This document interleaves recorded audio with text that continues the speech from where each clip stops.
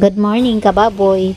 Welcome to my vlog. Ang pag-usapan natin ngayon ay kung kailan tayo pwede magbigay ng vitamin B complex sa ating mga alagang biik. So itong dalawang biik na ito ay late na tayo nakapagbigay ng vitamin B complex. Kaya ito mag-i-inject tayo ngayon ng vitamin B complex para sila ay masigla at hindi sakitin. Ang tama talagang pagbibigay ng vitamin B complex sa ating mga alagang biik ay 30 days before ito mawalay sa ating mga inahin.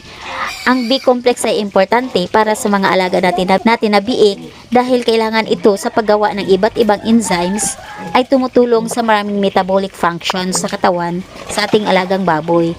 Kinakailangan rin nila ng kanilang katawan para gumawa ng red blood cells. Nagagawa nila ito kasama sa iba pang nutrients katulad ng folic acid, iron, and copper. Ganito rin ang pamamaraan ko kung paano ko sila bigyan ng vitamins. Kasi nga wala akong malaki na syringe para magamit ko sa pagturok sa kanila. Ang ginagamit ko pala na vitamin B complex ay ang Bilamil.